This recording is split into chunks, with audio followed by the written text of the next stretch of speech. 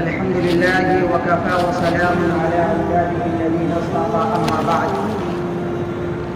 قال الله تبارك وتعالى في القرآن الكريم: أعوذ بالله من الشيطان الرجيم. بسم الله الرحمن الرحيم. إن الذين يؤذون الله ورسوله لعنهم الله في الدنيا والآخرة وأعد لهم عذابا مهينا. صدق اللہ العظیم. معزز سامعین کرام، میرے دینی بھائیوں، عزیز ساتھیوں، نوجوان دوستوں، آج آپ حضرات کے سامنے ایک ایسے عنوان کا انتخاب کیا ہوں جو بہت تکلیف دہ ہے، جو دلوں کو چھید دیتا ہے، جگر کو زخمی کر دیتا ہے، اور اس عنوان کے واقعے سے مسلمان کے رونگٹے کھڑے ہو جاتے ہیں. وہ اہل بیت کی خونی تاریخ سامنے آتی ہے جس کا جب بھی تصور کیا جاتا ہے عقل حیران ہو جاتی ہے، ہر انسان پریشان ہو جاتا ہے.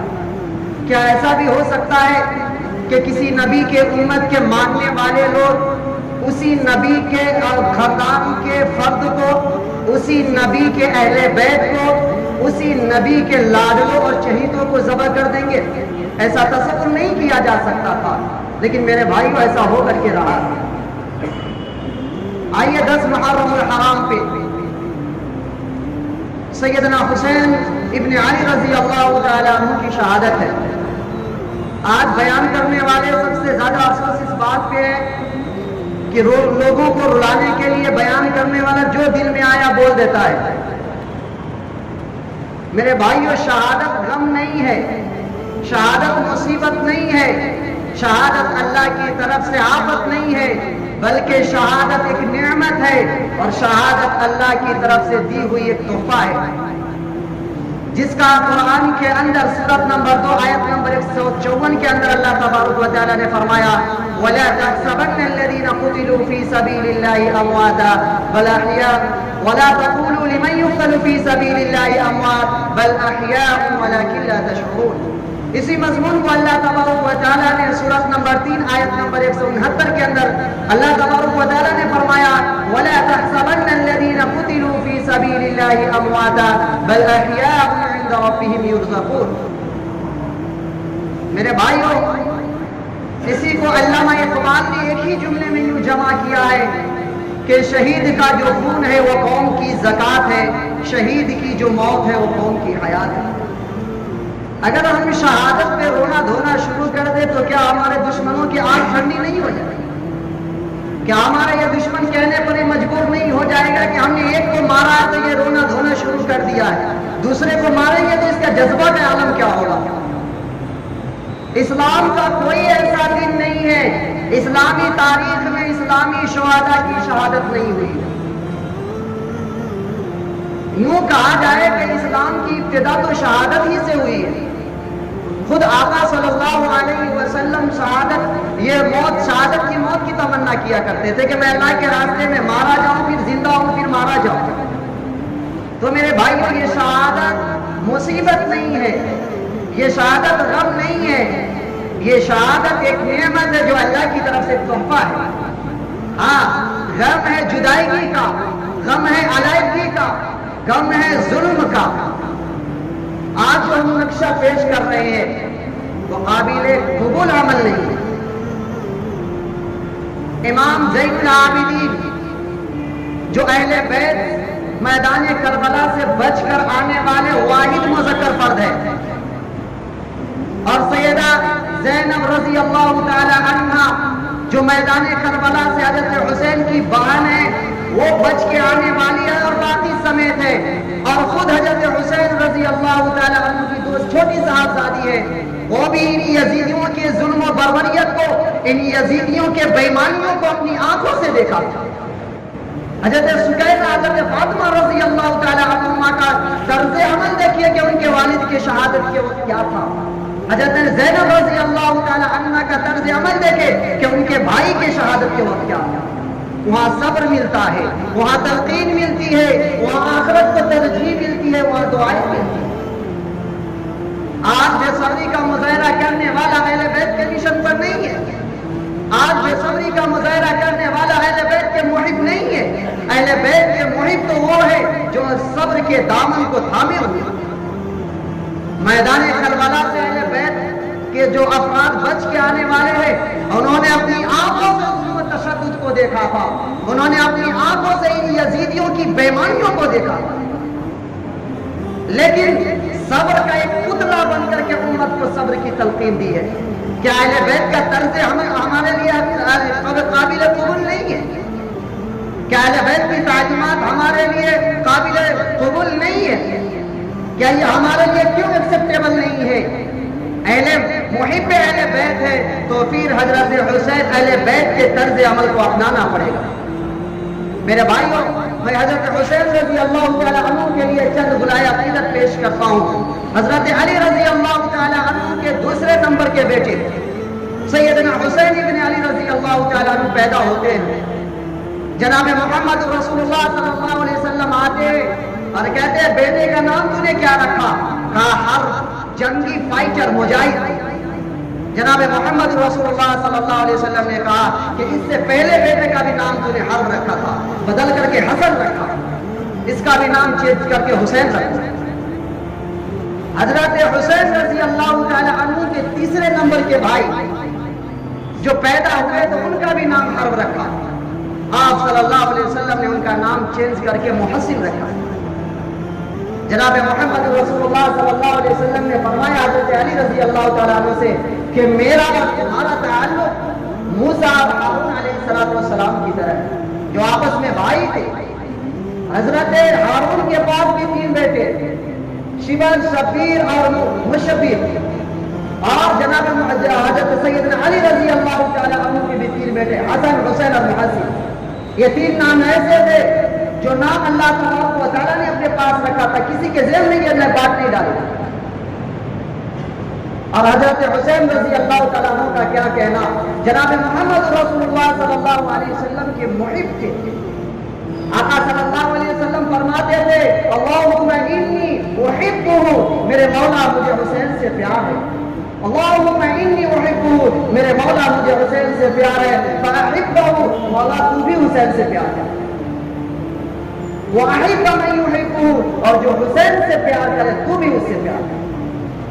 گویا کہ اس سے پتا چلا کہ جس سینے میں محبت حسین ہے وہ سینہ اللہ کا محبوب ہے، جس دل میں محبت حسین ہے وہ دل اللہ کا محبوب ہے. محبت کا معنی محبت ہے. محبت کا معنی یہ نہیں کہ مجھے حسین سے پیار ہے، مجھے حسین سے پیار ہے، صرف زبانی دعویٰ نہیں چلے. حسین نمازی تو حسین سے محبت کرنے والے بھی نمازی.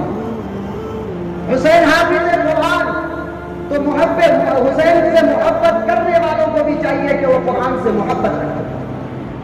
حضرت حسین نے شریعت کی پابندی کر کے دکھائی، محبت کرنے والوں کو بھی چاہیے کہ وہ شریعت کی پابندی کریں. حضرت حسین نے 2.5 سال حضرت ابو بکر کے پیچھے، 10 سال حضرت عمر کے پیچھے اور 12 سال حضرت عثمان غنی رضی اللہ تعالیٰ عنہ کے پیچھے نماز پڑھی ہے. انہوں نے اپنا لیڈر مانا ہے، انہوں نے اپنا رہنما اور رہبر مانا ہے، انہوں نے اپنا قائد مانا ہے. تو محبت حسین، حضرت حسین سے محبت کرنے والوں کے لیے بھی ضروری ہے کہ وہ بھی حضرت عمر کو، حضرت ابو بکر کو، حضرت عثمان غنی کو اپنا لیڈر اور قائد مانا. محبت سے حسین کا معنی یہ نہیں کہ مجھے حسین سے پیار ہے. حضرت حسین رضی اللہ تعالیٰ عنہ کی شادی حضرت عمر رضی اللہ تعالیٰ عنہ کی دی ہوئی دلہن سے، جو ایران سے پتہ کر کے لائی گئی دلہن جس سے حضرت حسین رضی اللہ تعالیٰ عنہ کی شادی ہوئی ہے، اسی سے امام زین العابدین پیدا ہوئے. اور وہ امام زین العابدین جنہوں نے کربلا کو خود اپنی آنکھوں سے دیکھا ہے، ظلم و بربریت کو اپنی آنکھوں سے دیکھا ہے، امام زین العابدین. حضرت حسین کے بارے میں آتا ہے کہ جناب محمد رسول اللہ صلی اللہ علیہ وسلم راستے سے گزر رہے ہیں، گلی میں حضرت حسین کو دیکھتے ہیں، اللہ کے رسول پکڑ کے چومتے ہیں، بوسہ دیتے ہیں اور دعائیں دیتے ہیں. وہی حسین ابن علی رضی اللہ تعالی عنہ سے مقابلہ کرنے کے لیے یہ ابن زیاد ملعون خبیث کی فوج آتا ہے. اسے یہ معلوم نہیں کہ یہ نماز رسول ہے، اسے یہ معلوم نہیں کہ وہ سید شباب اہل الجنہ ہے، جو جنت کے سردار، وہ اس سے مقابلہ کرنے کے لیے آتا ہے. اور ابن زیاد کے ہاتھ پر بیعت کرنے پر مجبور کرتا ہے۔ حضرت حسین رضی اللہ تعالیٰ عنہ مکہ مکرمہ کی طرف چلے جاتے ہیں اور وہاں جا کر کے کہتے ہیں کہ کوفیوں نے میرے پاس خطوط بھیجے ہیں اور ایک نہیں سینکڑوں خطوط بھیجے ہیں، وہ کہہ رہے ہیں کہ آپ میرے پاس آئے، مجھے نماز روزے کی تلقین کرے، آپ مجھے بتائے، ہم آپ کی اطاعت کریں گے، آپ کو مانیں گے، آپ نے ہمارے پاس آئے۔ لیکن اس وقت صحابی رسول حضرت عبداللہ ابن عباس، حضرت عبداللہ ابن عمر، حضرت عبداللہ ابن زبیر اور بھی بہت صحابی موجود ہیں، حضرت حسین رضی اللہ تعالیٰ عنہ کو کہتے ہیں کہ آپ کوفہ مت جائے، وہ کوفی سچے نہیں ہیں، وہ آپ کو دھوکہ دے رہے ہیں، آپ وہاں مت جائے۔ حضرت حسین رضی اللہ تعالیٰ عنہ کہتے ہیں کہ میرے پاس خطوط موجود ہے، انہوں نے مجھے خط بھیجا ہے وہاں کربلا میں کوفہ میں آنے کے لیے، اس لیے مجھے جانا ہی پڑے گا۔ صحابہ نے مشورہ دیا کہ اگر آپ جانا ہی چاہتے ہیں تو آپ سے پہلے آپ کوئی اپنا نمائندہ وہاں بھیجے تاکہ وہ حالات کو دیکھے، حالات کیسے، اس کے بعد میں جب آپ کو خبر دے تو پھر آپ وہاں جائیں۔ مشورے سے مسلم بن عقیل رضی اللہ تعالیٰ عنہ متعین ہوتے ہیں کوفہ جانے کے لیے۔ مسلم بن عقیل رضی اللہ تعالیٰ عنہ کوفہ پہنچتے ہیں، وہاں کے حالات دیکھتے ہیں، ابھی کوفیوں کا ایمان نہیں بدلا تھا، ابھی کوفی جو ہے بے ایمان نہیں تھے، ابھی ایمان پر قائم تھے، ابھی اپنے وعدے پر قائم تھے، جنہوں نے کہا تھا کہ میں حسین کے ہاتھ پر بیعت کروں گا، میں حسین سے محبت کے وعدے کر رہے تھے، حسین پر جان دینے کے وعدے کر رہے تھے۔ جب مسلم بن عقیل رضی اللہ تعالیٰ عنہ کوفہ پہنچتے ہیں، ان کے ہاتھ پر کوفیوں نے بیعت کی۔ تقریباً 18,000 لوگوں نے حضرت مسلم بن عقیل رضی اللہ تعالیٰ عنہ کے ہاتھ پر بیعت کیا۔ اب یہ مطمئن ہو گئے کہ یہ کوفی واقعی سچے ہیں، وعدے کر رہے، وعدے کے پکے ہیں۔ اب یہاں سے اوکے کی رپورٹ بھیجتے ہیں وہاں حضرت حسین کے پاس۔ اب انہوں نے اصرار کیا کہ آپ رپورٹ بھیجیں وہاں، آپ کہیں کہ یہاں حالات سے آپ چلے آئیں۔ مسلم بن عقیل رضی اللہ تعالیٰ عنہ خط لکھ کر کے بھیجتے ہیں کہ آپ یہاں آئے، حالات درست ہے۔ اب یہ خط لکھتے ہیں، خط یہاں سے لے کر کے جا رہا ہے، اچانک حالات میں چینجنگ آ گئی۔ ابن زیاد جو یزید کی طرف سے گورنر بنا کر کے بھیجا گیا تھا، وہ ابن زیاد اپنے منہ کو چھپائے ہوئے کوفہ کے اندر آتا ہے اور حالات کا جائزہ لے کر کے مسلم بن عقیل کو کہتا ہے اور اپنے فوجیوں سے کہتا ہے کہ مسلم بن عقیل کو گرفتار کرو، کیونکہ حضرت حسین کے ہاتھ پر مسلم بن عقیل کے ذریعے سے بیعت کر رہے تھے۔ تقریباً 18,000 لوگوں نے بیعت کی۔ میرے بھائیوں، یہ بہت دردناک واقعہ ہے، بہت دردناک داستان ہے۔ اگر اس کو بیان کیا جائے تو کوئی ایسی آگ نہیں ہے جو میرے اندر خود یہ طاقت اور ہمت نہیں ہے کہ میں اس منظر کو آپ کے سامنے پیش کر سکوں۔ ظالموں نے ایسے حسین رضی اللہ تعالیٰ عنہ کے ساتھ، اہل بیت کے ساتھ ظلم کیا ہے جو میں خود بیان نہیں کر سکتا، میرے اندر وہ طاقت نہیں۔ میرے بھائیوں، پھر مسلم بن عقیل کو گرفتار کرتا ہے۔ مسلم بن عقیل آخر میں حضرت حسین کے پاس کہتا ہے کہ میں صرف ایک یہ چاہتا ہوں۔ مسلم بن عقیل رو رہے ہیں، کہہ رہا کیوں رو رہے ہو؟ مسلم بن عقیل کہتے ہیں کہ میں اپنے لیے نہیں رو رہا ہوں، کیونکہ میں نے خط بھیجا ہے حسین کے پاس اور حسین آ رہے ہیں، اور یہ کوفی جو وعدے کے خلافی یہ بد اخلاقی کا یہ جو مظاہرہ پیش کیا ہے، اب یہ نہیں چھوڑیں گے حضرت حسین سے۔ میں اس میں رو رہا ہوں کہ وہ یہاں آئیں گے تو یہ ظالم لوگ انہیں نہیں چھوڑیں گے۔ حضرت مسلم بن عقیل رضی اللہ تعالیٰ عنہ کو گرفتار کر کے انہیں شہید کر دیں گے۔ مسلم بن عقیل شہید ہو گئے۔ حضرت حسین ادھر مکہ میں روانہ ہو چکے ہیں کوفہ کے لیے۔ راستے میں ابن زیاد کی طرف سے عمرو بن سعد کی قیادت میں ایک فوج تیار کیا اور ان سے حضرت حسین کے مقابلے کے لیے بھیجا۔ جب حضرت حسین کا عمرو بن سعد کا آمنا سامنا ہوتا ہے تو حضرت حسین سے کہتے ہیں عمرو بن سعد، یہ ابن زیاد جو کوفہ میں آیا تھا، یہ کوفیوں کو اپنی ظلم کی وجہ سے، اپنی تلوار کی خوف سے، یہ ظالم اپنے ظلم کی وجہ سے کوفیوں کو ڈرا دھمکا کر کے حسین کے بیت کو توڑوایا ہے اور حسین کے خلاف کیا ہے۔ جب دونوں کا آمنا سامنا ہوتا ہے تو عمرو بن سعد کہتے ہیں کہ آپ ابن زیاد کے پاس چلے جائیں، ابن زیاد کے ہاتھ پر بیعت کرے۔ حضرت حسین جرأت مند تھے، غیرت میں انہوں نے جواب دیا کہ میں تیرے بڑے یزید کو میں نہیں مانتا، اس کے حکمرانی کو میں قبول نہیں کرتا، تو تم اس کے نوکروں کے نوکر کے گورنر کے ہاتھ پر مجھے بیعت کرانا چاہتے ہو؟ میں اس کو گورنر نہیں کر سکتا۔ پھر حضرت حسین نے عمرو بن سعد سے کہا یا تو میں جہاں سے آیا ہوں دیکھو میرے پاس خطوط موجود ہے، ان کی دعوت میں کوفہ آیا ہوں۔ وہ انکار کر گئے کوفیوں نے، کہا کہ ہم نے کوئی خط اس کے پاس ان کے پاس نہیں بھیجا۔ ان کوفیوں نے حضرت حسین کے ساتھ دغابازی دھوکہ بازی کی۔ حضرت حسین کہتے ہیں یا تو میں جہاں سے آیا ہوں مجھے وہی جانے دو، یا ڈائریکٹ تم یزید سے بات کراؤ، یا مجھے کسی اسلامی سرحد پہ چھوڑ دو۔ یہاں یزید کی حکومت کو ماننے کی بات نہیں ہے، صرف یہ 3 شرط رکھے کہ میں یا تو جہاں سے آیا وہیں چلا جاؤں، اگر تم مجھے قبول نہیں کر رہے ہو یا تو تم ڈائریکٹ یزید سے بات کراؤ کہ معاملہ کیا ہے، نہ مجھے کسی اسلامی سرحد پہ۔ عمرو بن سعد نے یہ خط مان کر کے لکھا ہے، ابن زیاد کے پاس بھیجا۔ عمرو بن سعد کا خط جب ابن زیاد کے پاس پہنچتا ہے تو ابن زیاد قبول کر لیتا ہے، حضرت حسین کے اس چیلنج کو قبول کر لیتا ہے۔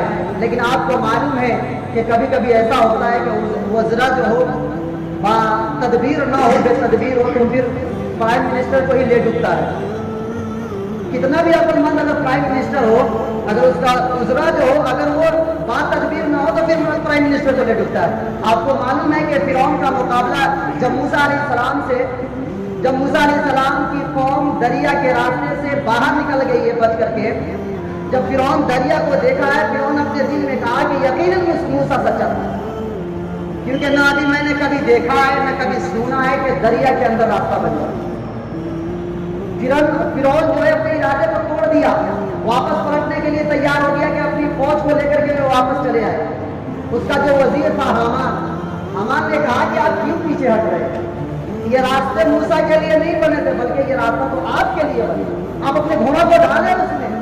فرعون نے کہا کہ نہیں، میں نے کبھی نہیں سنا تھا نہ دیکھا تھا کہ کہیں دریا کے اندر راستہ بن جائے۔ اس وزیر حامان نے کہا کہ نہیں، یہ اللہ نے تو آپ کے لیے راستہ بنایا، آپ ڈالیں گھوڑا اندر۔ فرعون نے پھر گھوڑا ڈالا ہے، تو آپ کو بھی معلوم ہے ہمیں بھی معلوم ہے پھر اللہ نے کیا کیا۔ غشیہم الیمین ما غشی۔ اسی طرح ابن زیاد قبول کر لیا تھا، لیکن اس کا وزیر جو شمر ہے وہ کیا کہتا ہے کہ نہیں، یہ حسین ابھی ہاتھ آیا ہے، اگر اسے چھوڑ دیے جانے دیے پھر یہ طاقتور بن جائے گا اور ہمارے خلاف لڑے گا، اسے جانے مت دے۔ اسے ورغلایا اور ابن زیاد پھر اس کی قیادت میں، شمر کی قیادت میں ایک فوج حضرت حسین کے مقابلہ کی نہیں۔ یہ شمر جب جاتا ہے حضرت حسین سے مقابلہ کرنے کے لیے، بیچ میں بہت ساری باتیں ہیں، نماز کا وقت ہے، نماز ادا ہوئی ہے، پھر بحث و مباحثہ ہے، تو یہ حضرت یہ جو ہے عمرو بن سعد کو بات مان لی ہے، انہوں نے خط لکھ کر کے بھیج دیا، لیکن یہ شمر ملعون خبیث جو ہے یہ ماننے کو تیار نہیں۔ پھر حضرت حسین رضی اللہ تعالیٰ عنہ کہتے ہیں کہ تم میرے پوچھ کے کیوں کیا، تم مجھ سے کیوں خطاب کرنا چاہتے ہو، تم مجھ سے کیوں جنگ کرنا چاہتے ہو؟ تمہیں معلوم نہیں ہے کہ میں نواز رسول ہوں؟ تمہیں معلوم نہیں ہے کہ میں جنت کے سرداروں کا ایک سردار ہوں؟ تمہیں معلوم نہیں کہ رسول مجھے پیار کیا کرتے تھے؟ تمہیں معلوم نہیں کہ میں رسول کے چہیتی بیٹی کا چہیتا بیٹا ہوں؟ تم مجھ سے کیوں خطاب کرنا چاہتے ہو؟ کیوں اپنے ہاتھ کو میرے خون سے رکھنا چاہتے ہو؟ وہ ملعون خبیث کو کیا معلوم، شمر کو کیا معلوم یہ ہے تو؟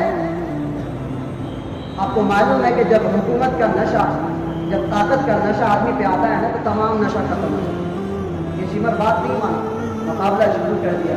اسی کی فوج میں قیادت حر بن یزید ہے جو ابن زیاد کی طرف سے لڑنے آیا تھا حسین رضی اللہ تعالیٰ عنہ۔ ان کا یہ دل گوارا نہیں کیا کہ حسین سے میں قتال کروں۔ حر بن یزید حضرت حسین کے لشکر میں گھس جاتے اور ادھر سے لڑنا شروع کر دیتے، اور تنے تنا انہوں نے 120 لوگوں کو قتل کیا حر بن یزید۔ پھر اس کے بعد وہ شہید ہو گئے۔ میرے بھائی حضرت حسین، ان کے اوپر ایسے ظلم، ان کے اوپر پانی کو بند کر دیا گیا، 3 دنوں تک پانی بند کر دیا گیا، اور یہ ظلم کیا کہ بچوں کو بھی شہید کر دیا۔ ان ظالموں نے چھوٹے بچوں کو بھی نہیں چھوڑا۔ یہ ظلم کی انتہا کیا ہے میرے بھائی؟ پھر حضرت حسین کے جو ساتھی بچے ہوئے تھے، حضرت حسین نے اعلان کر دیا تھا کہ میں جا رہا ہوں، اب جو ہوگا دیکھا جائے گا، جس کو واپس جانا ہے چلے جاؤ۔ اب جو ساتھی آئے تھے انہوں نے یہ کہا کہ میں حسین رضی اللہ تعالیٰ عنہ کو اپنے سامنے قتل کرتے ہوئے نہیں دیکھنا چاہتا، قتل ہوتے ہوئے نہیں دیکھنا چاہتا۔ تمام ساتھی ایک ایک کر کے لڑتے رہے، تمام شہید ہو گئے۔ حضرت حسین رضی اللہ تعالیٰ عنہ اب اکیلے بچے ہوئے۔ ان قیدیوں نے، ان ظالموں کی فوجیوں نے حضرت حسین سے جو لڑ رہے ہیں، حضرت حسین آگے بڑھ رہے ہیں، ایسے لگ رہا ہے کہ شیر جو ہے گیدڑوں پر حملہ کر رہا ہے، تمام بھاگ رہے تھے۔ کسی کے اندر یہ طاقت اور ہمت نہیں تھی کہ وہ حسین سے ٹکرا سکے، حسین سے لڑ سکے، لیکن ان ظالموں نے شمع میں ایک ہی مرتبہ آواز دی کہ ایک بارگی حملہ کرو، اکیلا کوئی حسین سے لڑ نہیں سکتا، ایک بارگی حملہ کرو۔ پھر حضرت حسین پر ایک بارگی حملہ کر کے حضرت حسین کو شہید کر۔ چھوٹی بچی ہے، دو بچیاں ہیں، بچے ہیں، باہر ہیں، یہ لوٹے پڑے قافلہ ہے، حضرت حسین شہید ہو گئے۔ یہیں پہ بس نہیں ہے میرے بھائی، ابن زیاد نے یہ حکم دیا تھا کہ حسین کے سر کو کاٹا جائے، حسین کے سر کو کاٹا جائے، یہ خبیث نے یہ فرمان جاری کیا۔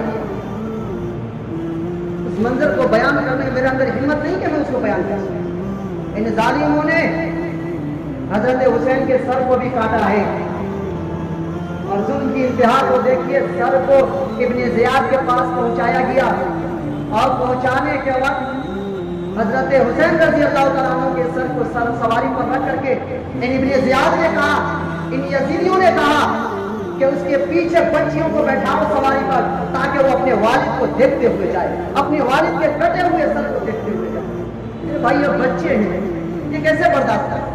ایک نوجوان بھی ہو اور نوجوان اپنے سامنے اپنے والد کے ناز کو دیکھ نہیں سکتا، اس کے اندر وہ طاقت نہیں ہے، لیکن چھوٹی بچیوں کے سامنے ان ظالموں نے اس طرح کا معاملہ کیا۔ پھر ابن زیاد کے پاس لے کر کے جاتا ہے سر کو، ابن زیاد ایک تخت پر رکھ دیتا ہے سر کو، اور اپنے چھڑی سے حضرت حسین رضی اللہ تعالیٰ عنہ کے ہونٹ کو ہلاتے ہوئے ان سے مخاطبات کرنا شروع کرتا ہے۔ زید بن ارقم رضی اللہ تعالیٰ عنہ پورے صحابی ہے، وہ کہتے ہیں ظالم ارقا کذب، تم اپنے لاٹھی کو، اپنے چھڑی کو ہٹاؤ، وَلَقَدْ رَأَيْتُ رَسُولَ اللَّهِ صلی اللہ علیہ وسلم يَلَازِمُهُ، کہ ہم نے رسول اللہ صلی اللہ علیہ وسلم کو ان ہونٹوں کو چومتے ہوئے دیکھا۔ پھر حضرت حسین رضی اللہ تعالیٰ عنہ کے سر کو یزید کے دربار میں لے گئے، ابن زیاد کے دربار سے یزید کے دربار میں لے گئے۔ آپ کو معلوم ہے کہ اگر پرائم منسٹر ہو اور اس کے ماتحتی میں اگر ظلم کیا جائے، اس کے ماتحتی میں اگر کوئی کارنامہ ہو تو اس کا ذمہ دار کون ہوتا ہے؟ اس کا ذمہ دار پرائم منسٹر ہوتا ہے، کیوں وہ سب کا ذمہ دار وہی ہے۔ اور یزید کے دربار میں حضرت حسین رضی اللہ تعالیٰ عنہ کے سر کو لے جایا جاتا ہے۔ یزید دیکھتا ہے جب سر کو تو کہتا ہے کہ لعنت ہو ابن زیاد پر، جنہوں نے بہت غلط کیا، اگر میں ہوتا وہاں تو حضرت حسین کے بات کو مان لیتا، میں حسین سے قتال نہیں کرتا۔ میرے بھائیوں، یہ سچ نہیں بولا، یہ جھوٹ بولا، یہ جھوٹ بولا، سچ نہیں بولا۔ کیا حسین کے قتل کا بدلہ یہی ہے کہ ظالم تم پر لانا تھا؟ یہی بدلہ ہے حسین کے قتل کا؟ اور یزید نے یہ جھوٹ بولا اور یزید نے بدلہ نہیں لیا ہے۔ سن 60 ہجری میں حضرت حسین رضی اللہ تعالیٰ عنہ شہید ہوئے ہیں، اور تقریباً 2.5-3 سال تک یزید حکومت میں رہا، لیکن کوئی بدلہ نہیں۔ لیکن اللہ نے بدلہ لیا ہے ان ظالموں کا، ان ظالموں سے اللہ نے بدلہ لیا۔ کسی کو اندھا کر دیا ہے، کسی کو پیاس میں تڑپا تڑپا کے اللہ تبارک و تعالیٰ نے مارا۔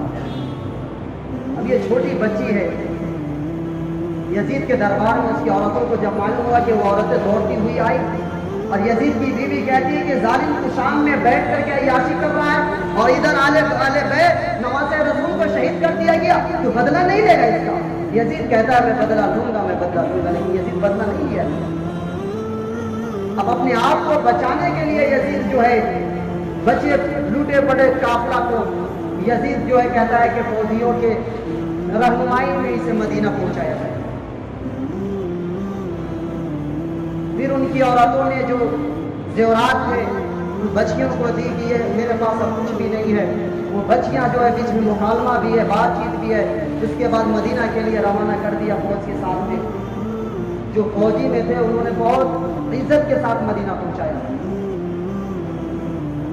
اب مدینہ آنے کے بعد ان بچیوں حبشیوں نے اپنے زیورات کو نکال کر کے فوجیوں کو دیا کہ مجھے عزت کے ساتھ مدینہ میں پہنچا دیا، یہ لے لو۔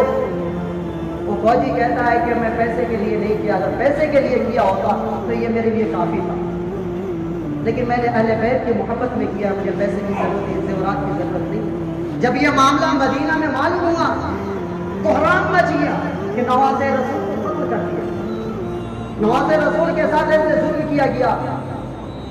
میرا بھائی یہ داستان ہے حضرت حسین رضی اللہ تعالیٰ عنہ۔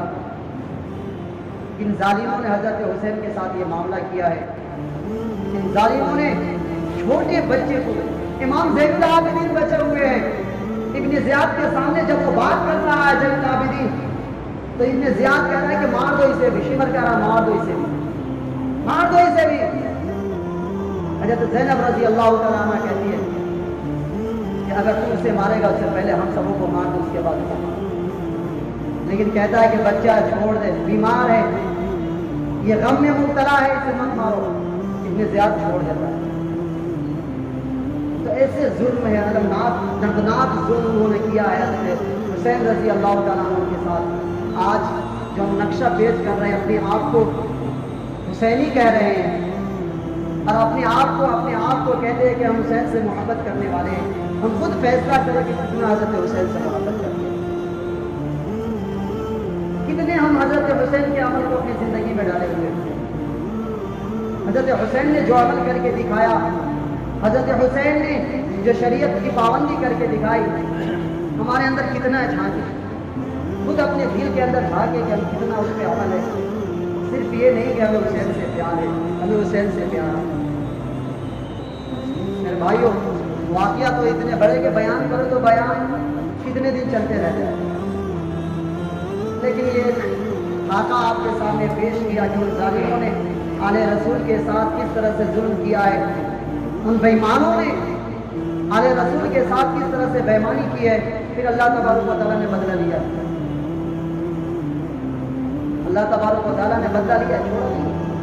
حضرت حسین جو شہید ہوئے ہیں، آپ کو معلوم ہے کہ حضرت حسین کے جو زخم دیکھے گئے تقریباً 33 جو ہے نیزوں کے زخم اور 34 تلوار کے زخم ہیں، اور تیروں کے زخم تو بات ہی نہ کریں۔